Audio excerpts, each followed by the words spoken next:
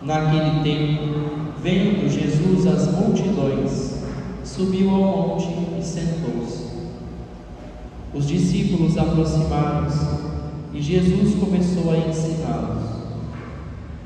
Bem-aventurados os pobres em espírito, porque deles é o reino dos céus. Bem-aventurados os aflitos, porque serão consolados. Bem-aventurados os mansos, porque possuirão a terra. Bem-aventurados os que têm fome e sede de justiça, porque serão saciados. Bem-aventurados os misericordiosos, porque alcançarão misericórdia. Bem-aventurados os puros de coração, porque verão a Deus. Bem-aventurados os que promovem a paz, porque serão chamados filhos de Deus. Bem-aventurados os que são perseguidos por causa da justiça, porque deles é o reino dos céus. Bem-aventurados sois vós, quando vos injuriarem e perseguirem, e mentindo disserem todo tipo de mal contra vós, por causa de mim. Alegrai-vos e exultai, porque será grande a vossa recompensa nos céus. Palavra da salvação. Glória a vós, Senhor. Queridos irmãos e irmãs, nós estamos celebrando hoje o 4º domingo do tempo comum. Esse ano, nos domingos do tempo comum, nós vamos ler e meditar o Evangelho segundo São Mateus. E esse Evangelho que nós ouvimos hoje, o Evangelho das Bem-aventuranças, é a primeira grande catequese de Mateus. São 5 catequeses. É a primeira grande catequese quando Jesus sobe ao monte e fala aos seus discípulos, ensina os seus discípulos.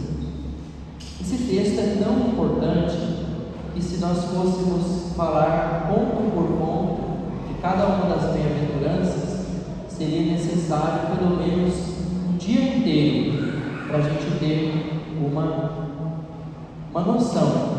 É muito profundo. Quando a gente vai estudar o tema das bem-aventuranças, seja na faculdade ou seja fora, é sempre um tema muito longo, com muitos tratados, muitas explicações, porque tem um sentido muito profundo cada uma dessas bem-aventuranças. Mas eu vou me deter na primeira. A primeira leitura, tirada da profecia de Sofonias, fala para nós assim: buscai ao Senhor humildes da terra, que pondes em prática seus preceitos, praticai a justiça, procurai a humildade. Procurai a humildade. De modo geral, a gente poderia dizer assim, as pessoas buscam o quê? No mundo, lá fora, nós somos incentivados a buscar o quê? A glória. Quem é maior é sinal que venceu na vida, né? Quem pode mandar nos outros, quem tem poder. O mundo nos ensina isso. É bom ter poder, porque assim você pode, quanto mais poder você tem, mais coisas você controla. E o Evangelho de hoje, também a segunda leitura e a primeira, falam exatamente o contrário. Sofonias vai dizer: buscai a humildade. E São Paulo vai dizer uma coisa ainda mais interessante, ainda mais profunda. São Paulo diz que Deus escolheu o que o mundo considera como fraco. Deus escolheu o que o mundo considera como fraco. Se nós olharmos para Jesus, quem é Jesus? Quem é? Jesus é o Filho de Deus, é a pessoa que tem glória, porém ele se esvaziou da sua glória. Lá no relato do Gênesis diz o seguinte, né? A serpente, quando fala com Eva, faz uma proposta. Vocês se lembram da proposta? Qual é a proposta da serpente? Se comerdes do fruto da árvore da vida, vossos olhos se abrirão e vós sereis como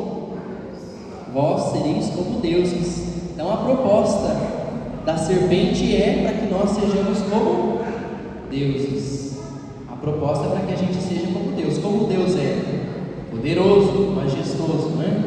E a proposta de Deus é qual? Para que nós sejamos pobres, para que nós sejamos como homens mesmo, não como deuses, como homens, né?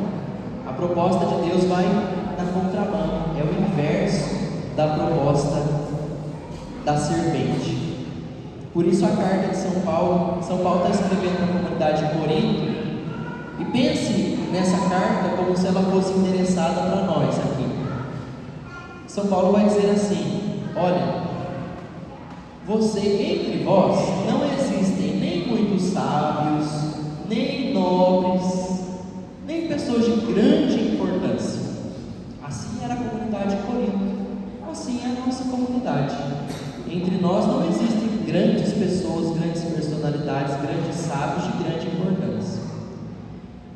Dentro da cultura judaica, dentro da cultura daquele tempo, nós podemos observar de um modo geral, havia uma divisão muito grande dos poderosos e dos pobres, né? Ainda existe, mas naquele tempo era muito nítido.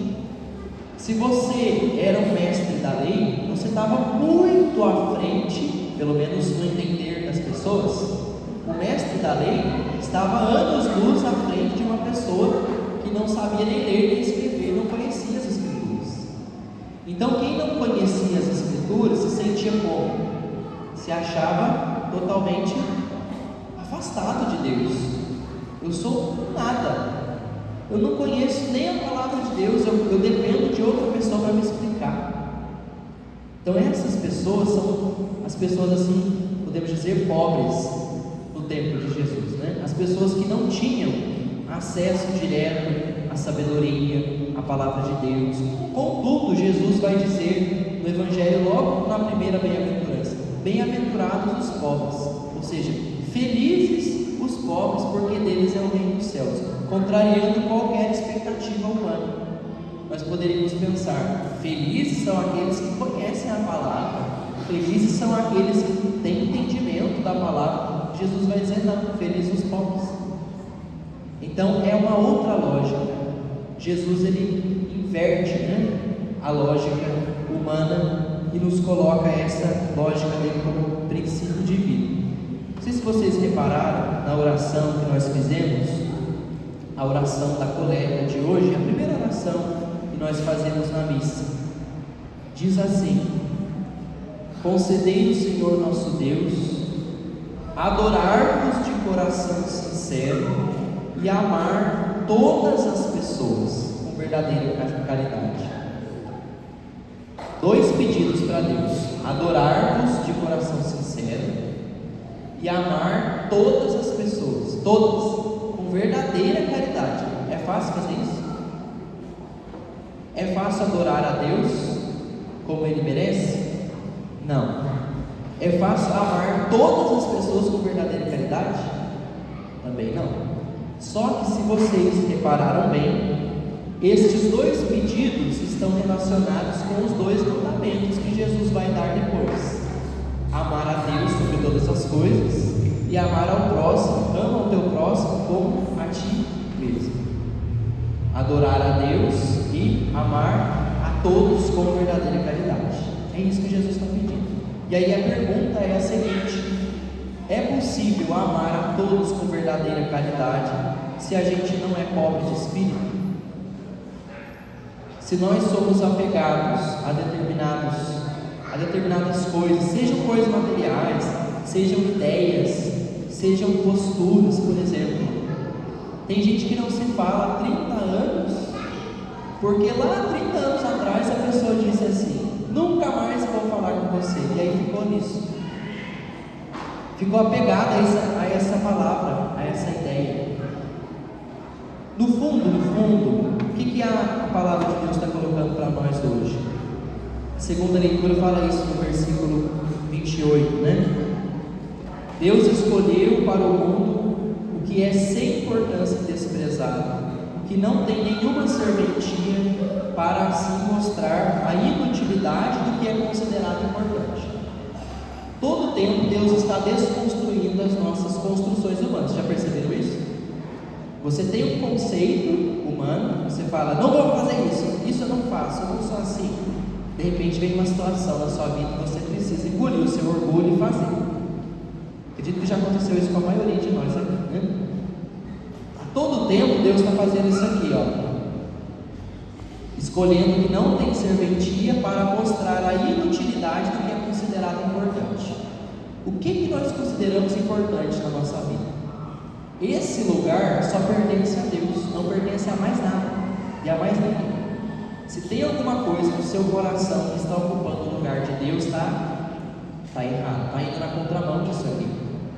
Porque quem é pobre de espírito, quem coloca Deus no centro da sua vida, no centro do seu coração, deste a este pertence o reino dos céus.